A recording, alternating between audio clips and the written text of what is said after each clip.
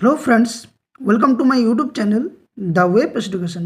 So friends, একটা গুরুত্বপূর্ণ তথ্য তোমাদের সামনে শেয়ার করতে চলেছি। সেটা হচ্ছে, তোমরা সকলে জানো কালকে এই চ্যানেলের মধ্য দিয়ে একটা ভিডিও বানিয়েছিলাম যেখানে সুপ্রিম কোর্ট এক ঐতিহাসিক রায় দিয়েছিল যে 2014 সালে যে সমস্ত টেট প্রার্থী ছিল তাদের কিন্তু যে প্রশ্নভুল ছিল সেই প্রশ্নভুলের ভিত্তিতে 6 নম্বর দেওয়ার জন্য দীর্ঘদিন ধরে কেস চলছিল, যেটা এর আগে কলকাতা হাইকোর্টের ডিভিশন বেঞ্চে কিন্তু রায় দিয়েছিল যে প্রত্যেকেই 6 নম্বর পাওয়ার যোগ্য। কিন্তু সেই মুহূর্তে দাঁড়িয়ে যারা পিটিশনার ছিল বা যারা অ্যাপিল করেছিল তারাই কিন্তু সেই 6 নম্বর পেয়ে বা অতিরিক্ত যে প্রশ্নগুলোর জন্য নাম্বার পেয়ে তারা কিন্তু চাকরি করেছিল। পরবর্তী ক্ষেত্রে সেই রায়ের ভিত্তিতে আবারও কলকাতা হাইকোর্ট তারপর সেটা সুপ্রিম কোর্টের দিকে গড়ায় এবং এটা দীর্ঘদিন ধরে যখন 2017 টেট পাস ক্যান্ডিডেট যারা ছিল তারা কিন্তু এই কেসটা চালিয়ে যায়।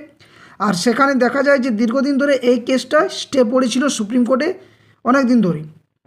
পরবর্তী ক্ষেত্রে এর আগেও কিন্তু 2022 টেট চাকরি প্রার্থী যারা তারাও কিন্তু এই কেসের সাথে যুক্ত হয়ে কেসটাকে বারবার স্টে করার চেষ্টা করেছিল এবং দীর্ঘদিন ধরে এটা স্টে ছিল। যদিও একদিকে যে নতুন চাকরি প্রার্থী যারা তাদের ক্ষেত্রে যেমন এটা সুযোগ সুবিধা ছিল, ঠিক একইভাবে প্রশ্নভুল থাকায় 2014 টেটের অনেক চাকরি প্রার্থী কিন্তু বঞ্চিত হয়েছিল। কারণ কি, একটা কথা যে 2014 সালে যে টেট যা হয়েছিল সেটা প্রশ্ন ভুল হোক বা প্রশ্ন আউট হোক, নানান ভিত্তিতে একটার পর একটা কিন্তু যে সমস্যা সেটা কিন্তু সমস্তটাই যেহেতু পর্ষদের তরফ থেকে ছিল, এখানে কিন্তু চাকরি প্রার্থীদের তো কোনো দোষ নেই। তো সেক্ষেত্রে দীর্ঘ 10 থেকে 12 বছর পর কিন্তু এই মামলার নিষ্পত্তি ঘটেছে গতকাল এবং সেখানে সুপ্রিম কোর্ট কোনো বক্তব্য না শুনেই পর্ষদের যিনি অ্যাডভোকেট ছিলেন ওনাদের বক্তব্য না শুনে বা যারা মামলাকারী ছিল অপোজিট সাইডে তারাও কিন্তু তাদের যে অ্যাডভোকেট ওনাদেরও বক্তব্য কিন্তু না শুনে সুপ্রিম কোর্ট সরাসরি এই মামলাকে খারিজ করে দেয়, ডিসপোজ করে দেয় এবং সকলকে 6 নম্বর দেওয়ার জন্য কিন্তু সুপ্রিম কোর্ট পর্ষদকে জানিয়ে দেওয়া হয়। এবং এখানে পর্ষদ কিন্তু এর আগে কলকাতা হাইকোর্টও কিন্তু বলেছিল যে আপনারা কিভাবে এই নাম্বার দেবেন, তখন কিন্তু পর্ষদ বলেছিল যে আমাদের কাছে ডাটা রয়েছে। তো স্বভাবতই সেক্ষেত্রে পর্ষদ আর কোনোভাবেই কালকের যে মামলা বা শুনানিতে সেখানে পর্ষদের যিনি অ্যাডভোকেট ছিলেন তিনি কোনোভাবেই সেটাতে আর দ্বিমত প্রকাশ করতে পারেননি এবং তিনি বলেন যে তাদের কাছে ডাটা রয়েছে। তবে তাহলে সময় কি দেওয়া হয়েছে? সময় কিন্তু কোনো বাধা ধরা দেওয়া হয়নি, তবে 4 মাস সময় চাওয়া হয়েছে পর্ষদের তরফ থেকে। এরপর পর্ষদ কিভাবে তাদের নাম্বার ডিস্ট্রিবিউশন করে বা তাদের নাম্বারটা কিভাবে তালিকা প্রকাশ করবে, কতদিন লাগবে, এই সময় 6 নম্বর কারা পাবে, এই সমস্ত তথ্য কিন্তু এক এক করে এই ভিডিওর মধ্যে দিয়ে শেয়ার করব।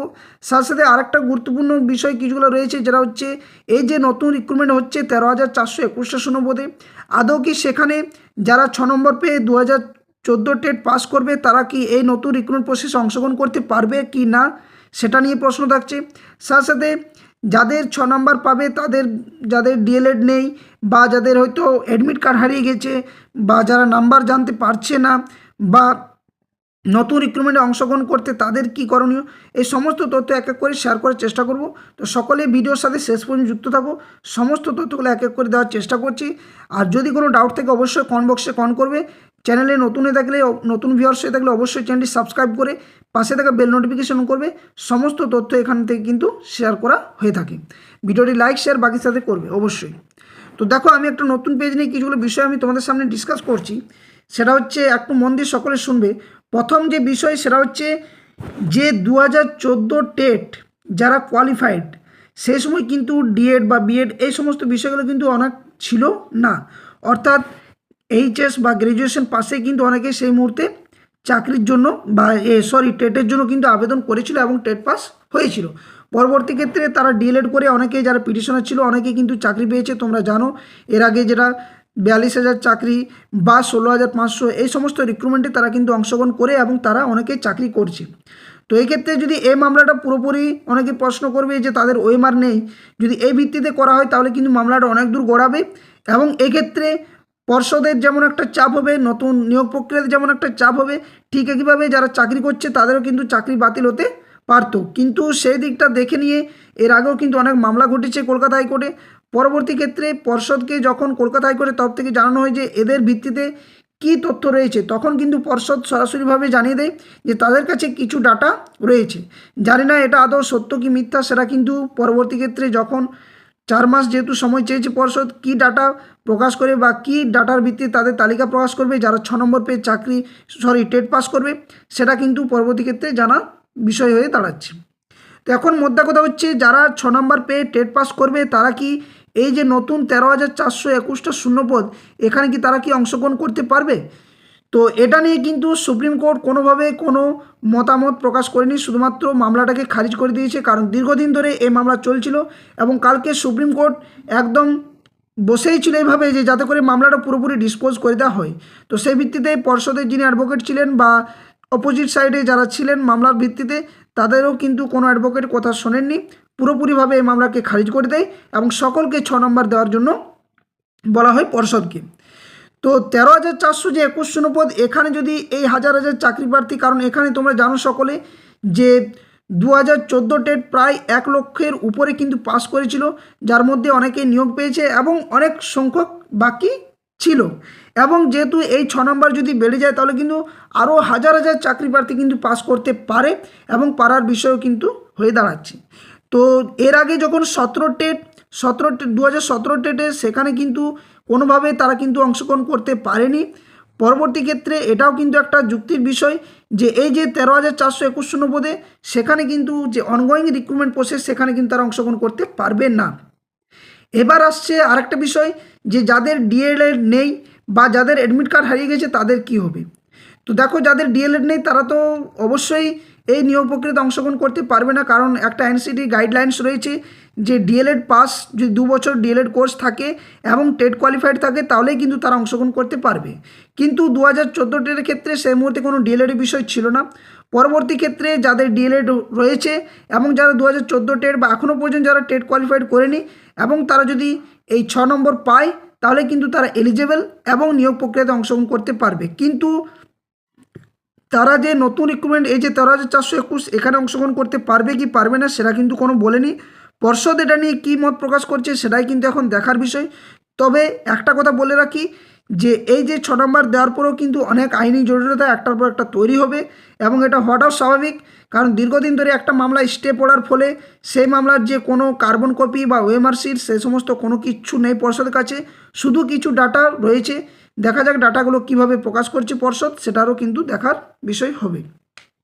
এবার হচ্ছে যাদের এজ বা বয়স পার হয়ে গেছে তাদের ক্ষেত্রে কি কোনো ছাড় দেওয়া হবে, তো এটা নিয়েও কিন্তু পর্ষদের উপরে নির্ভর করছে এবং সুপ্রিম কোর্ট কিন্তু এটা নিয়ে কোনো বলেনি এবং যেহেতু নতুন রিক্রুটমেন্টও কোনো বলেনি, সেক্ষেত্রে তাদের যারা বয়সে হয়তো কম রয়েছে বা যাদের বয়স পার হয়নি তারা হয়তো এলিজিবল হতে পারে, কিন্তু যাদের বয়স পার হয়ে গেছে তারা এলিজিবল হবে কি হবে না এটা নিয়ে কিন্তু এখনও পর্যন্ত ধোঁয়াশা থেকে গেছে। এরপর কিছু আরও প্রশ্ন নিচ্ছি, যে প্রশ্নগুলো তোমরা করেছো অনেকেই, সেই প্রশ্নগুলোর আমি উত্তর দেওয়ার চেষ্টা করছি যে রেজাল্ট কীভাবে তোমরা জানতে পারবে। তো দেখো, রেজাল্ট জানার কোনো বিষয় নেই, পর্ষদ যে তালিকা সেই তালিকা প্রকাশ করবে এবং সেটার জন্য 4 মাস পর্ষদ কিন্তু সময় চেয়েছে। 4 মাসের মধ্যে কিন্তু পর্ষদ চাইবে যে এই তালিকা প্রকাশ করার, নতুবা কারণ আরও কেস হবে। তো তার ভিত্তিতেই কিন্তু যে লিস্ট, সেই লিস্টের মধ্য দিয়ে কিন্তু জানা যাবে যে কারা এই 6 নম্বর পেয়েছে এবং কারা এই টেট কোয়ালিফাইড করলো। আর যাদের কাছে অ্যাডমিট কার্ড নেই তারা অ্যাডমিট কার্ড, আমি বলবো যদি যত্ন সহকারে সংগ্রহ করেছে তো ঠিক আছে, নতুবা কিন্তু অ্যাডমিট কার্ড না থাকলে একটা চিন্তার বিষয় হবে, কারণ কিভাবে তারা নাম্বার জানতে পারবে বা তাদের সিরিয়াল নাম্বার, অনেক কিছুর ব্যাপার থাকছে একটার পর একটা, সেগুলো কিন্তু জানা যাবে না। তো কাল শুনানির ভিত্তিতে যে ঐতিহাসিক রায় সেটা কিন্তু খুবই ভালো দিক একদিক থেকে, অপর দিক থেকে এই যে নতুন রিক্রুটমেন্ট প্রসেসে যদি অংশগ্রহণ করে তাহলে কিন্তু একটা দুশ্চিন্তার বিষয়, বা এই যে 6 নম্বর পেয়ে যারা টেট কোয়ালিফাইড করবে তাদের কিভাবে নিয়োগ দেবে বা তারা কোন নিয়োগ প্রক্রিয়াতে অংশগ্রহণ করবে সেটাও কিন্তু দেখার বিষয়।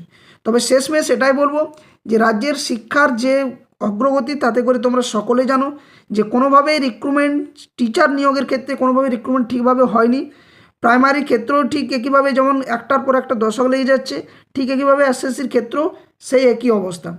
তো এই দুরবস্থার মধ্য দিয়ে যদি এই 6 নম্বর যারা পাবে তারা আদৌ যদি নতুন রিক্রুটমেন্টে অংশগ্রহণ করতে এটাতে না পারে, তাহলে পরবর্তী ক্ষেত্রে আবার কবে রিক্রুটমেন্ট হবে এবং সেখানে তারা আদৌ অংশগ্রহণের জন্য তাদের বয়স থাকবে কি থাকবে না, এগুলোও কিন্তু প্রশ্নচিহ্ন থেকে যাচ্ছে এবং এগুলো থাকারও কিন্তু বিষয়। তো এই ছিল কিছু কিছু আপডেট, তোমরা অনেকে কমেন্ট করেছিলে কালকের ভিডিওটা দেখার পর, তো এই তথ্যগুলো তোমাদের সামনে শেয়ার করা হলো। যেটা তোমরা সকলে জানো যে এই যে মামলা, এটা হচ্ছে ম্যাট 1594, কালকে সুপ্রিম কোর্টে এই মামলার ভিত্তিতে সকলকে 6 নম্বর দেওয়ার কথা বলা হয় এবং এই 6 নম্বর যাদের কম ছিল, 1-2 নম্বর কম ছিল, অর্থাৎ সর্বাধিক যাদের 6 নম্বর কম ছিল তারা কিন্তু 6 নম্বর পেয়ে কিন্তু টেট পরীক্ষায় উত্তীর্ণ হতে পারছে। এটাই হচ্ছে শেষ মুহূর্তের মধ্যা কথাটা। ওকে, তো আরও কিছু যদি আপডেট থাকে অবশ্যই তোমাদের সামনে শেয়ার করব। অর্ডার কপির ভিত্তিতেও কিন্তু কিছু আলোচনা রয়েছে, সেগুলো কিন্তু তোমাদের সামনে তুলে ধরার চেষ্টা করব। এই মুহূর্তে যেহেতু সুপ্রিম কোর্টের ওয়েবসাইটটা খুলছিল না, তাই আমি ঠিকভাবে আপডেট আর পেলাম না। যেটুকু পেলাম বা যেটুকু তথ্য শেয়ার করতে পারলাম এই মুহূর্তে এটাই কিন্তু রয়েছে। পরবর্তী কোনো যদি আপডেট আসে অবশ্যই তোমাদের সামনে শেয়ার করব। ততক্ষণের জন্য বলবো সকলে কিন্তু চ্যানেলটি সাবস্ক্রাইব করে পাশে থাকা বেল নোটিফিকেশন করো। আর কমেন্ট বক্সে কমেন্ট করে অবশ্যই জানাতে পারো যে কোনো যদি দ্বিমত থাকে বা কোনো যদি কোয়ারি থাকে অবশ্যই কমেন্ট বক্সে কমেন্ট করবে। একদম অথেন্টিকভাবে সঠিক তথ্য সমস্ত কিছু এই চ্যানেলের মধ্য দিয়ে যথাসময়ে একদম ডিটেলসভাবে শেয়ার করা হয়ে থাকবে। তাই সকলে চ্যানেলটি সাবস্ক্রাইব করে ভিডিওটি লাইক শেয়ার বাকির সাথে অবশ্যই করবে। তো এই মুহূর্তে এটাই, ধন্যবাদ, জয় হিন্দ, সকলে সুস্থ থাকো, ভালো থাকো।